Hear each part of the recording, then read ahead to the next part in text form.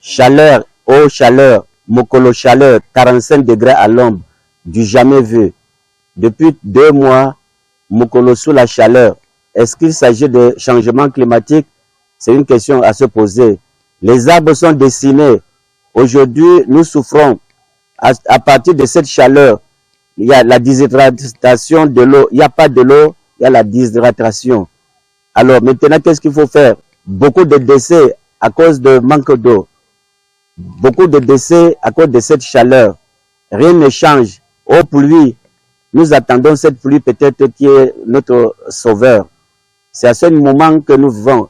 Regardez ces dames qui sont sous l'ombre. C'est la chaleur qui les menace. Nos enfants n'arrivent même plus à aller à l'école. C'est la chaleur qui les menace. Les travaux sont arrêtés à cause de la chaleur. Bon, déjà, à cause de cette chaleur, le soir, tout le monde est en plein air. On a peur des serpents, les reptiles. Surtout dans les zones de montagne où actuellement les serpents, dans cette chaleur, se multiplient. Il y a toujours des morceaux de serpents. En ville, il n'y a pas d'espace. Dans les camps de déplacés et autres, sous les bâches, ça ne tient pas.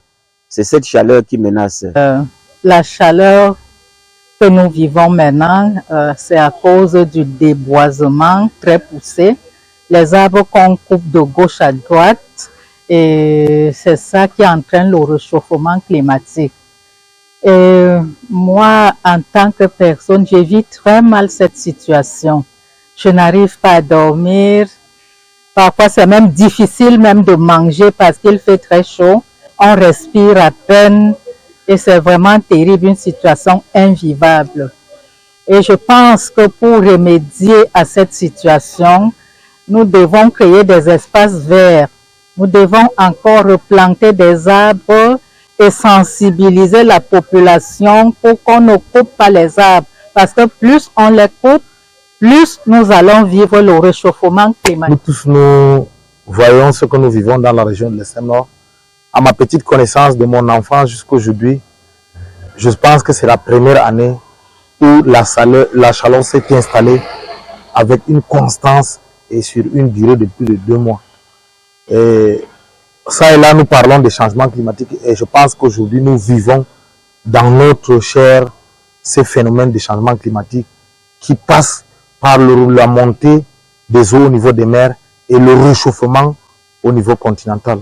La chaleur a pour conséquence direct la sécheresse, la soif. Le problème d'eau, nous sommes dans un environnement, dans une région sèche. D'abord, la nappe phréatique n'est pas donnée n'importe où. Vous voyez ce phénomène de fil de rang autour des points d'eau. Nous avons le délestage. Nous avons un manque d'eau. Ça entraîne beaucoup de problèmes. Et surtout nous, fils de la région de l'extrême nord, nous faisons des activités essentiellement dans notre environnement à l'air libre. Avec cette chaleur, cela limite même le déplacement. C'est une urgence. Non seulement les autorités, les bonnes volontés, tous nous devons investir dans notre environnement pour pouvoir limiter, parce que le phénomène est déjà pour limiter ces aléas.